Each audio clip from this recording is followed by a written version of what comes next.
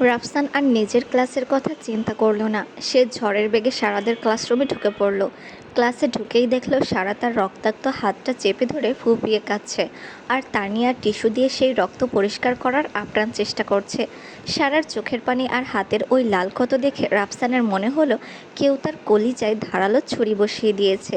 সে আর স্থির থাকতে পারল না। এক মুহূর্তের মধ্যে সারাকে এক ঝটকায় টেনে ধরে ওর বাম হাতটা খপ করে চেপে ধরল।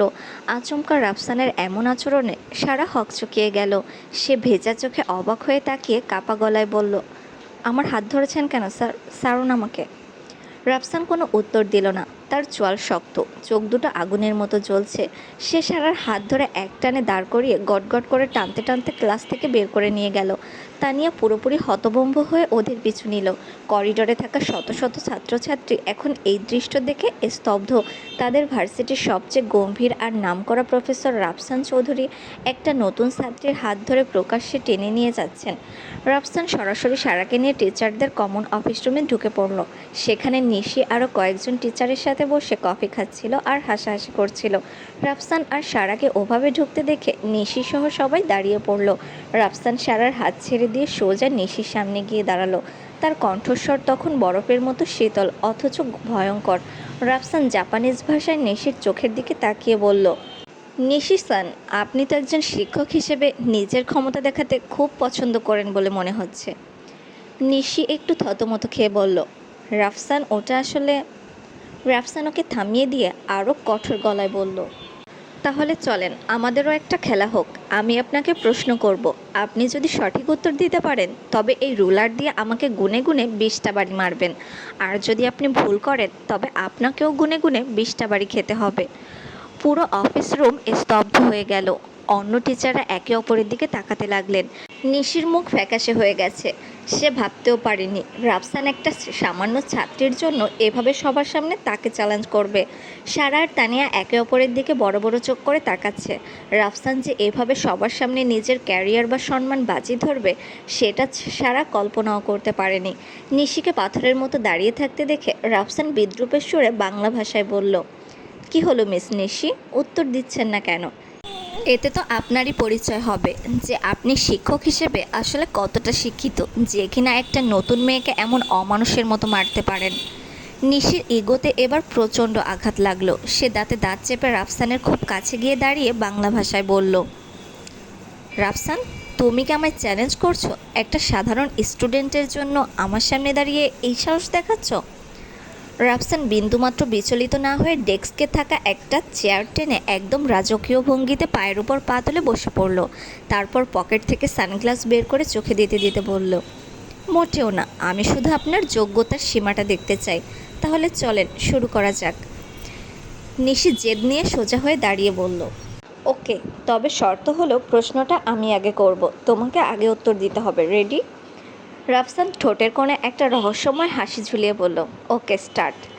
নিশির প্রথম প্রশ্ন, জাপানের হেইয়ার যুগের বিখ্যাত সাহিত্য মাকুরানোসের লেখককে? রাফসান পলক না ফেলে তৎক্ষণাৎ উত্তর দিল, সেই সেনাগন দেশু। নিশি একটু দমে গেল। এটা বেশ কঠিন সাহিত্যিক প্রশ্ন ছিল। সে দ্রুত দ্বিতীয় প্রশ্ন করল, জাপানের মেইজি সংবিধান ঠিক কত সালের কত তারিখে কার্যকর হয়েছিল?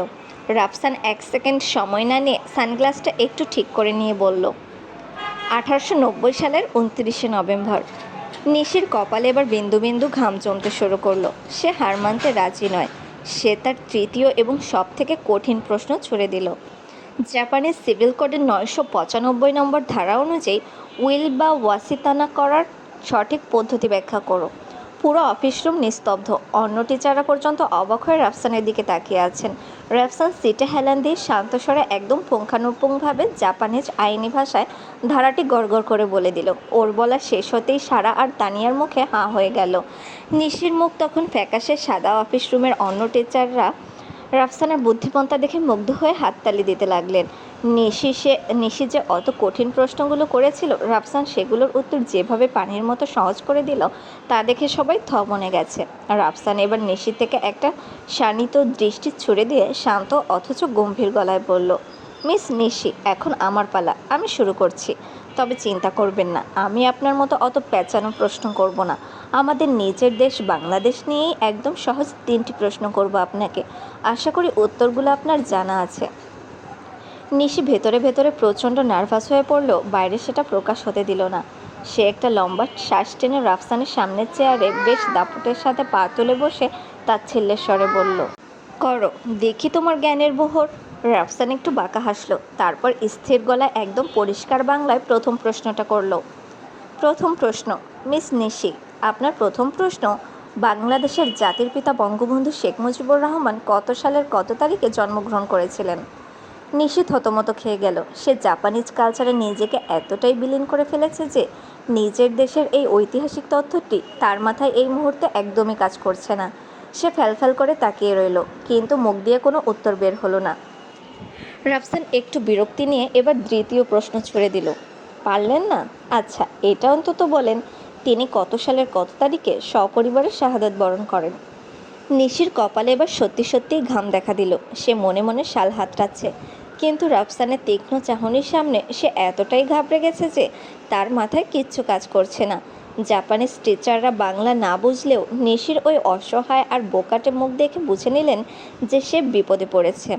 রাফসান এবার চূড়ান্ত আর সবথেকে সহজ প্রশ্নটি করল, আমাদের দেশের জাতীয় সঙ্গীতের রচয়িতাকে?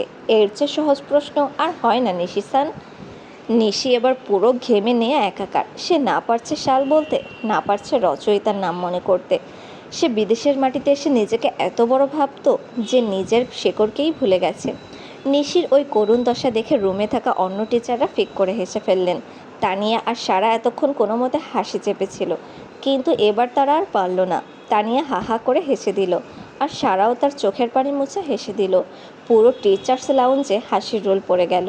রাফসান সারার সেই হাসি মুখে মুখের দিক এক পলক তাকালো, তারপর হঠাৎই নিশির দিক থেকে নজর সরিয়ে সারার দিকে তাকিয়ে বেশ গম্ভীর অথচ আর্দ্র গলায় বলল, মিস সারা, নিশি-সানকে আমি যে প্রশ্নগুলো করেছি আপনি কি সেই উত্তরগুলো দিয়ে ওনাকে একটু শিখিয়ে দেবেন? রাফসানের কথা শুনে সারার হাসিটা মুহূর্তে উবে গেল। সে কিছুটা ঘাবড়ে গিয়ে রাফসানের দিকে তাকালো। তানিয়া তখন পাশ থেকে সুযোগ বুঝে সারার হাতটা একটু চিমটি কেটে কানে কানে ফিসফিস করে বলল, দে উত্তর, দেখিয়ে দে, তুই কারো চেয়ে কম না। এই সুযোগে ওই ডাইনিটার মুখে চুনকালি মাখিয়ে দে। সারা একটা দীর্ঘশ্বাস ফেলে নিজের জড়তা কাটিয়ে সোজা হয়ে দাঁড়ালো। সে তার রক্তাক্ত হাতটা আড়াল করে পরিষ্কার আর আত্মবিশ্বাসী কণ্ঠে বাংলাতেই উত্তর দিতে শুরু করলো, জি স্যার, আপনার প্রথম প্রশ্নের উত্তর হলো বঙ্গবন্ধু শেখ মুজিবুর রহমান 1920 সালের 17ই মার্চ জন্মগ্রহণ করেছিলেন। দ্বিতীয় প্রশ্নের উত্তর, তিনি 1975 সালের 15ই আগস্ট সপরিবারে শাহাদত বরণ করেন। আর আপনার করা শেষ প্রশ্নের উত্তর, আমাদের জাতীয় সঙ্গীতের রচয়িতা হলেন বিশ্বকবি রবীন্দ্রনাথ ঠাকুর। সারার প্রতিটি উত্তর একদম নির্ভুল আর স্পষ্ট। পুরো অফিস রুম তখন পিনপতন নিস্তব্ধতায় ডুবে গেল। নিশি ম্যামের অবস্থা তখন দেখার মতো। রাগে আর অপমানে তার ফর্সা মুখটা বেগুনি হয়ে গেছে। সে ভাবতেও পারেনি যে মেয়েটাকে সে একটু আগে সবার সামনে অপদস্থ করেছে, সেই মেয়েটাই এখন তাকে সবার সামনে অশিক্ষিত প্রমাণ করে দিল। রাফসান নিশির চোখের দিকে তাকিয়ে ব্যঙ্গ করে বলল, মিস নিশি-সান, আপনি সারাকে যেই প্রশ্নগুলো করেছেন সেগুলো ও এখনও পড়াশোনাই শুরু করেনি। আর আমি আপনাকে যেই প্রশ্নগুলো করেছি সেগুলো 20 বছর আগে পড়ে আপনি আজ এই পর্যায়ে দাঁড়িয়েছেন। তাহলে বুঝুন কে বেশি শিক্ষিত আর কার মনটা বেশি ছোট। নিশি অপমানে আর লজ্জায় মাথা নিচু করে ফেলল, কিন্তু ভেতরে ভেতরে ও রাগে ফুঁসছে। মনে মনে সারাকে ছিঁড়ে ফেলতে ইচ্ছা করছে ওর। রাফসান এবার সারার দিকে তাকিয়ে রুলারটা বাড়িয়ে দিয়ে বলল, যেহেতু মিস সারা উত্তরগুলো দিয়েছে তাই সারাই এখন আপনার হাতে রুলার দিয়ে বৃষ্টি আঘাত করবে। রাফসানের কথা শুনে সারা 2 পা পিছিয়ে গেল। ও আমতা আমতা করে বলল, স্যার, আমি এটা কি করে করব? আমি পারবো না। রাফসান গলার স্বর আরও গম্ভীর করে বলল, মিস সারা, আপনি তো অন্যায়ের প্রতিবাদ করেন সব সময়। নিশি যা করেছে সেটা চরম অন্যায়, তাই নিজের হাতে এই শাস্তির বিচার করুন।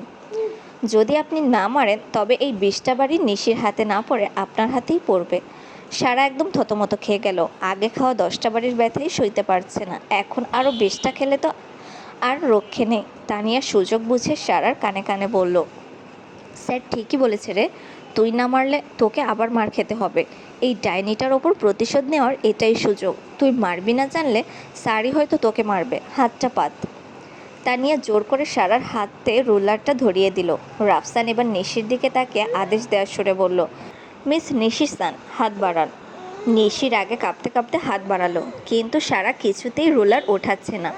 ও পাথরের মতো দাঁড়িয়ে আছে। তা দেখে রাফসান প্রচণ্ড ধমক দিয়ে বলল, মিস সারা, আপনি মারবেন নাকি আপনার হাতে আমি মারব? সারা মুহূর্তের মধ্যে রুলারটা রাফসানের হাতে ফেরত দিয়ে নিজের রক্তমাখা হাতটা সামনে বাড়িয়ে দিল। সে চোখের জল মুছে স্পষ্ট গলায় বলল, নিশি ম্যাম যাই করুক, আমি মানছি তিনি ভুল করেছেন, কিন্তু হাজার হলেও তিনি আমার শিক্ষক, আমার মায়ের মতো। আমি একজন ছাত্রী হয়ে শিক্ষকের গায়ে হাত তোলার ক্ষমতা রাখি না। আপনি বরং আমাকেই মারুন স্যার। রাফসান রাগে চেয়ার ছেড়ে উঠে দাঁড়ালো। সে রুলারটা উঁচিয়ে সারার হাতে মারতে গেল। সারা ভয়ে চোখ বন্ধ করে ফেলল, কিন্তু শব্দটা হলো অন্য জায়গায়। সারা চোখ খুলে দেখল রাফসান তাকে নয়, বরং নিশির হাতের ওপর সজোরে বাড়ি মারছে। রাফসান থামল না। সে গুনে গুনে কষে 20টা বাড়ি মারল নিশির হাতে। নিশির অবস্থা তখন বেগতিক। হাত ফেটে রক্ত বের হচ্ছে। যন্ত্রণায় তার মাথা ঝিমঝিম করছে। রাফসান মারা শেষ করে রুলারটা 2 হাত দিয়ে মট করে ভেঙে নিশির সামনে ফেলে দিয়ে বলল, দেখলেন তো, অকারণে আপনি যে ছাত্রীকে মেরেছেন সেই আপনাকে সম্মান করছে। মনে হচ্ছে শিক্ষক আপনি নন, বরং এই মেয়েটা। আজ শেষবারের মতো ওয়ার্নিং দিচ্ছি, এরপর যদি সারার গায়ে একটা টোকাও দেন, তবে আমার চেয়ে খারাপ কাউকে আপনি জীবনেও দেখবেন না। বলেই রাফসান সারার হাতটা শক্ত করে ধরে একটানে অফিস রুম থেকে বের করে নিয়ে গেল। নিশি ব্যথায় চিৎকার করে কেঁদে উঠল। এই ঘটনার খবর দ্রুত প্রিন্সিপালের কানে যায়। প্রিন্সিপাল নিশির এই অপেশাদার আচরণের জন্য তাকে ডেকে পাঠিয়ে কড়া ভাষায় ওয়ার্নিং দেন এবং জানিয়ে দেন এরকম ভুল দ্বিতীয়বার হলে তাকে সাথে সাথে বহিষ্কার করা হবে। নিশি নিজের কেবিনে বসে হাতে ব্যান্ডেজ করতে করতে প্রতিশোধের আগুনে জ্বলছে। তার ভেতরের ঘৃণা এখন কয়েক গুণ বেড়ে গেছে। সে বিড়বিড় করে বলতে লাগলো, সারা চৌধুরী, আমার এই অপমান আর এই রক্তের ফোঁটার শোধ আমি তোমার হাড়মাস আলাদা করে নেব, দেখে নিও। রাফসান সারাকে টেনে নিজের ব্যক্তিগত কেবিনে নিয়ে এলো। তানিয়া পরিস্থিতির গুরুত্ব বুঝে আগেই ক্লাসে চলে গেছে। রুমে ঢুকেই সারা এক ঝটকায় রাফসানের হাত থেকে নিজের হাতটা ছাড়িয়ে নিল। রাগে ওর সারা শরীর কাঁপছে। সে চিৎকার করে বলে উঠল, সমস্যা কি আপনার? নিশি ম্যামকে আপনি এইভাবে সবার সামনে কেন মারলেন? রাফসান সারার কোনো কথার উত্তর দিল না। ওর চোয়াল তখনও শক্ত হয়ে আছে। সে সারাকে একটানে জানালার ধারের চেয়ারটাতে বসিয়ে দিল। তারপর নিজের ড্রয়ার টেনে ব্যান্ডেজ, অ্যান্টিসেপটিক আর তুলো বের করলো। সারা যখন হাত সরিয়ে নেওয়ার চেষ্টা করছিল, রাফসান জোর করে ওর কবজে চেপে ধরে ক্ষতের উপর স্যাভলন দেওয়া তুলোটা ছোঁয়ালো। তীব্র জ্বালায় সারা আহ করে কোকিয়ে উঠল। পরক্ষণে আবার তেড়ে ফুঁড়ে বলল, ছাড়ুন বলছি, দয়া দেখাতে হবে না আপনাকে, আমি একাই ঠিক আছি। রাফসান এবার আর নিজের রাগ কন্ট্রোল করতে পারল না। সে হাতের তুলোটা সরিয়ে সারার চোখের দিকে তাকিয়ে এক বিকট ধমক দিল, চুপ, একদম চুপ। এখন তো মুখে তোর খুব খই ফুটছে। যখন তোকে মারতে বললাম তখন ওই নীতিবাক্য আর খই কোথায় গিয়েছিল? ওই মহিলা তোকে রক্তাক্ত করেছে, আর তুই সেখানে সতী সাধ্যি সেজে আছিস। সারা রাফসানের ধমকে একটুও দমে না গিয়ে উল্টো চোখে চোখ রেখে বলল, আমার ইচ্ছে হয়নি তাই মারিনি। ম্যাম অন্যায় করেছেন বলে কি আমিও ওনাকে মেরে ওনার মতোই অন্যায়কারী হব? আমার আর ওনার মধ্যে তফাৎটা কী থাকলো তাহলে? রাফসান অবজ্ঞা স্বরে বলল, তফাৎ? যে বিনা কারণে তোকে আঘাত করে তাকে পাল্টা শাস্তি না দিয়ে তুই যে সহ্য করেছিস, অথচ আমার সাথে তো খুব তেজ দেখাস, প্রতিবাদ করিস। সারা এবার একটা তাচ্ছিল্যের হাসি হাসলো। ওর চোখে তখন জল আর ঠোঁটে বিষাক্ত বিদ্রুপ। সে রাফসানের খুব কাছে গিয়ে বলল, প্রতিবাদ? আপনি ঠিক বলেছেন মিস্টার চৌধুরী। বিনা কারণে আঘাত করলে শাস্তি পাওয়া উচিত। আচ্ছা, আপনিও তো আমাকে কতবার বিনা কারণে মেরেছেন, গায়ে হাত তুলেছেন।